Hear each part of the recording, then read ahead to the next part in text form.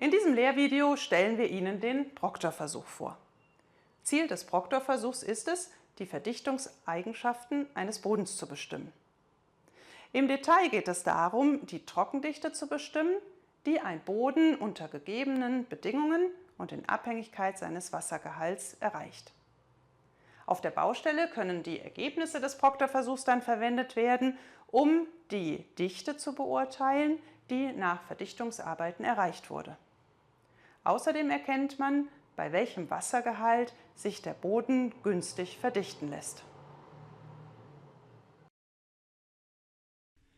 Um den Versuch durchzuführen, benötigt man einen Versuchszylinder mit Grundplatte und Aufsatzring mit definierten Abmessungen, ein Verdichtungsgerät, handbetätigt oder motorbetrieben, eine Waage, eine Mischwanne, Siebe mit den Lochweiten 20 mm, 31,5 mm und 63 mm und zusätzliche Geräte wie Spachtel, Handschaufel, Holzstempel, Stahlplatte, Stahllineal, Tiefenlehre, Messzylinder und Geräte zur Bestimmung des Wassergehaltes.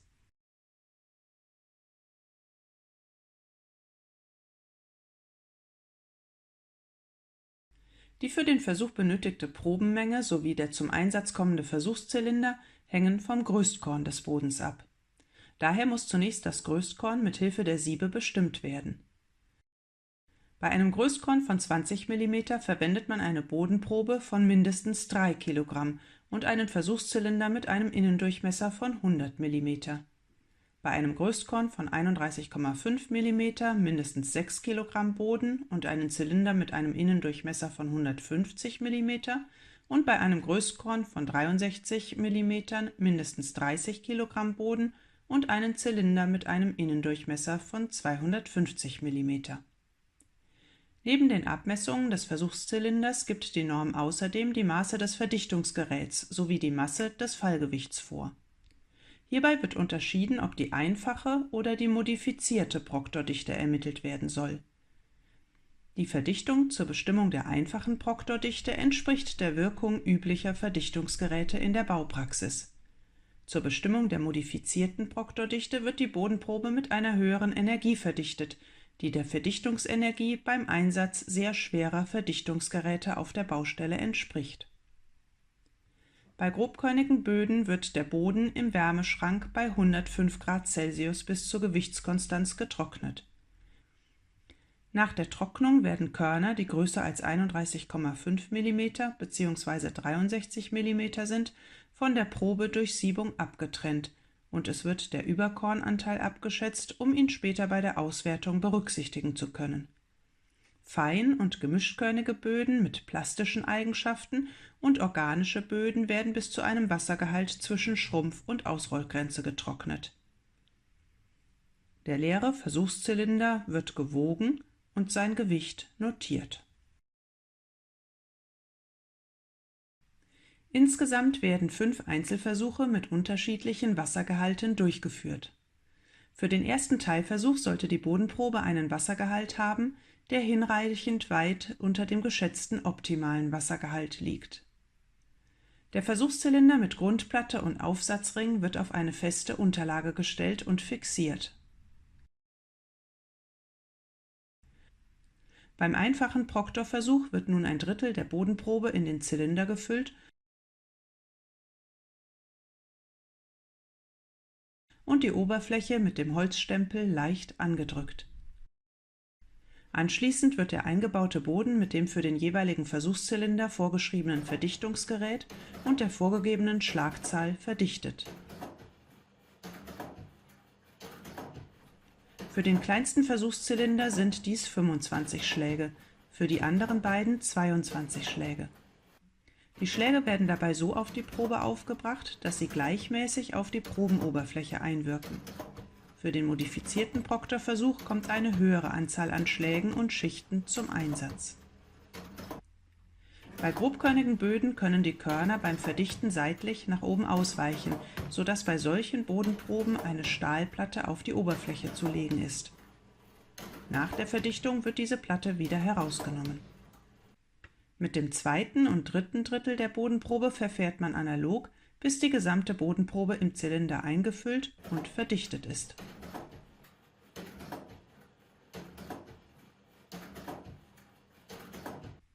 Wenn die 3 Schichten verdichtet sind, wird der Aufsatzring abgenommen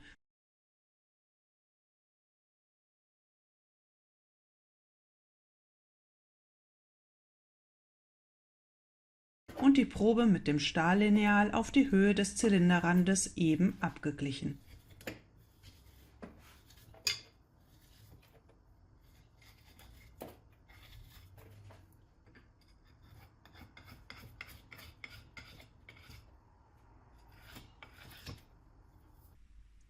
Anschließend wird der Versuchszylinder mit dem Inhalt gewogen und das Gewicht notiert. In gleicher Weise werden 4 weitere Einzelversuche mit unterschiedlichen höheren Wassergehalten durchgeführt. Die Wassergehalte bei grobkörnigen Böden können dabei entweder vor jedem Einzelversuch oder am Ende des gesamten Versuchs bestimmt werden. Bei feinkörnigen Böden wird der Wassergehalt nach jedem Einzelversuch durch Ofentrocknung von Teilproben bestimmt.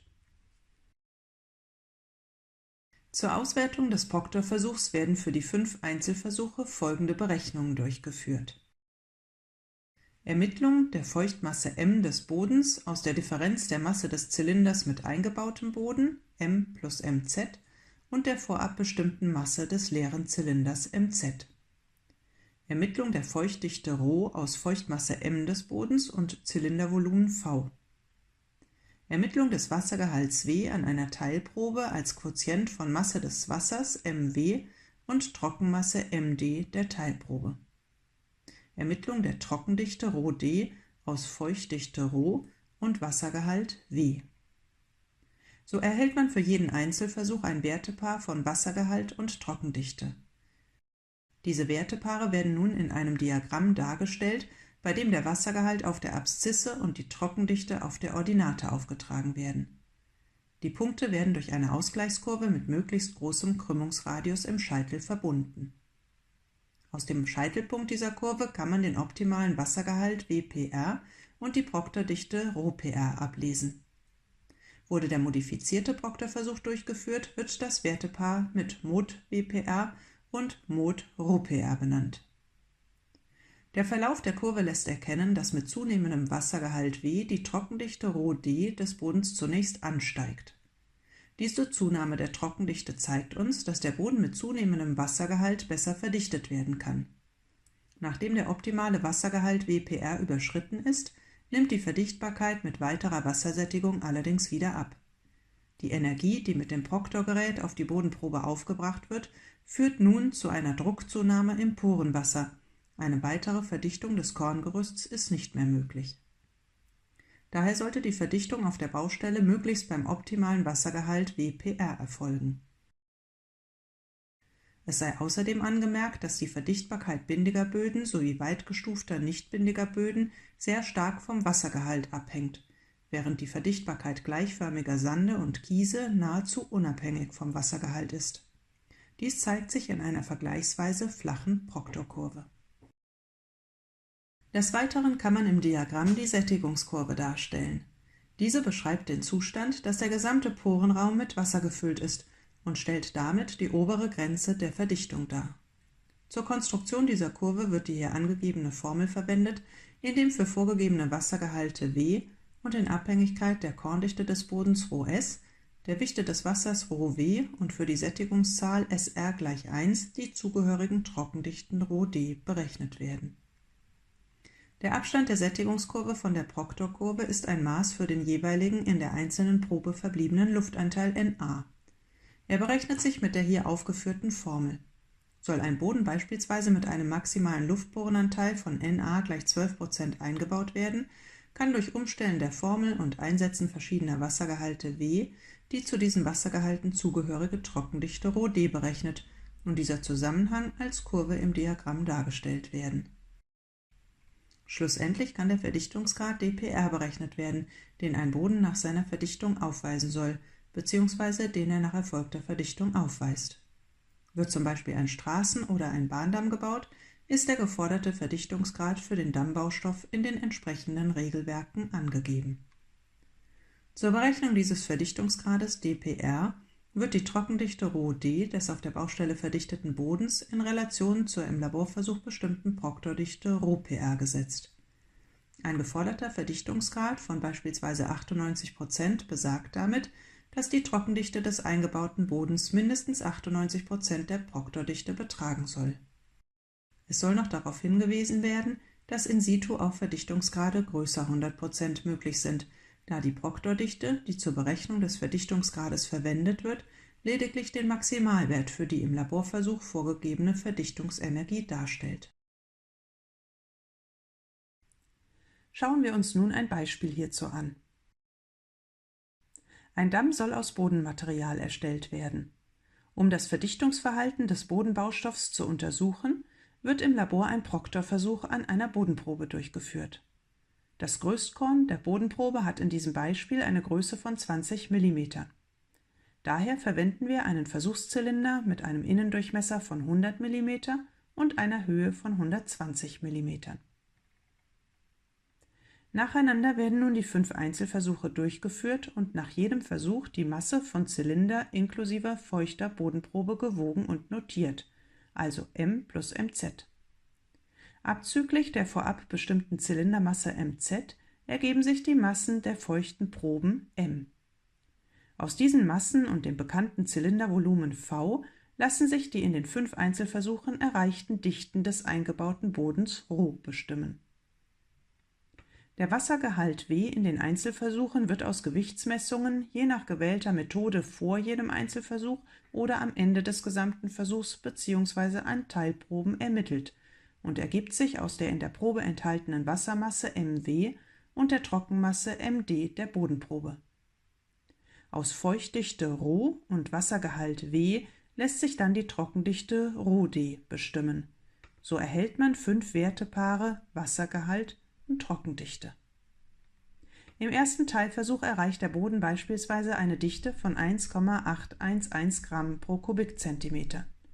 Der Wassergehalt wurde zu 6,2% bestimmt. Die Trockendichte wird damit zu 1,705 Gramm pro Kubikzentimeter berechnet. Die 5 berechneten Wertepaare Wassergehalt und Trockendichte werden in das Diagramm eingetragen und mit einer Ausgleichskurve verbunden, die einen möglichst großen Krümmungsradius im Scheitelpunkt besitzt. Aus der Kurve lässt sich nun an ihrem Scheitelpunkt die Proktordichte ablesen sowie der optimale Wassergehalt. In unserem Beispiel beträgt die Proktordichte ρPr gleich 1,88 Gramm pro Kubikzentimeter und der optimale Wassergehalt gleich 12,5%. Der Boden, der für den Dammbau verwendet wird, sollte also beim Einbau möglichst einen Wassergehalt von 12,5% aufweisen, da er sich bei diesem Wassergehalt am besten verdichten lässt. Um die Sättigungskurve darzustellen, benutzen wir die hier aufgeführte Formel, mit der die Trockendichte ρd eines wassergesättigten Bodens, das heißt SR gleich 1, in Abhängigkeit der Korndichte, hier ρS gleich 2,68 Gramm pro Kubikzentimeter, der Wasserdichte von ρW gleich 1,0 Gramm pro Kubikzentimeter und des Wassergehalts W berechnet wird. Die Sättigungskurve liegt immer rechts von der Proktorkurve, weshalb wir für die Konstruktion der Sättigungslinie beliebige Wassergehalte W einsetzen, die rechts vom Scheitelpunkt der Kurve liegen. In diesem Fall zum Beispiel Wassergehalte von 15, 17,5 und 20%. Die so erhaltenen Wertepaare Wassergehalt und Trockendichte tragen wir in das Diagramm ein. Sie können nun verbunden werden und ergeben die Sättigungskurve. Manche Regelwerke geben den Luftporengehalt der Böden vor, den diese im Anschluss an eine Verdichtung maximal aufweisen sollen. Um den Zusammenhang von Wassergehalt und erreichbarer Trockendichte bei diesem Luftporengehalt, zum Beispiel Na gleich 12%, im Diagramm darzustellen, benutzen wir die in diesem Lehrfilm schon vorgestellte Formel, die hier nach der Trockendichte aufgelöst ist. Wir berechnen die Trockendichte also für Na gleich 12% und für Wassergehalte von zum Beispiel 10%, 12% und 14% und verbinden die erhaltenen Werte zu einer Kurve. Es ist zu erkennen, dass mit dem optimalen Wassergehalt die Forderung von max Na erfüllt ist, da die Linie Na gleich 12% links des optimalen Wassergehalts liegt. Nach dem Bau des Damms kann der bei der Verdichtung erreichte Verdichtungsgrad dPr berechnet werden. Hierzu wird eine Probe des verdichteten Bodens von der Dammbaustelle benötigt, deren Trockendichte bestimmt wird. Stellen wir uns vor, die Baustellenprobe habe eine Trockendichte von ρD gleich 1,827 Gramm pro Kubikzentimeter. Mit der im Proktorversuch bestimmten Proktordichte von 1,88 Gramm pro Kubikzentimetern ergibt sich nun ein Verdichtungsgrad dPr von ρD durch ρPr gleich 1,827 Gramm pro Kubikzentimeter durch 1,88 Gramm pro Kubikzentimeter gleich 0,97 bzw. 97%. Durch Vergleich mit dem in einem Regelwerk vorgegebenen Wert kann überprüft werden, ob damit die geforderte Verdichtung erreicht wurde oder nicht. In diesem Video haben Sie nun gesehen, wie mithilfe des Proktor-Versuchs der Zusammenhang zwischen Wassergehalt des Bodens und erreichbarer Trockendichte ermittelt wird und mithilfe einer Proktor-Kurve im Diagramm dargestellt wird. Diese Ergebnisse werden dann genutzt, um den Wassergehalt des Bodens auf der Baustelle so einzustellen, dass ein geforderter Verdichtungsgrad erreicht wird. Außerdem wird die erreichte Verdichtung nach erfolgter Verdichtungsarbeit mit diesen Ergebnissen überprüft.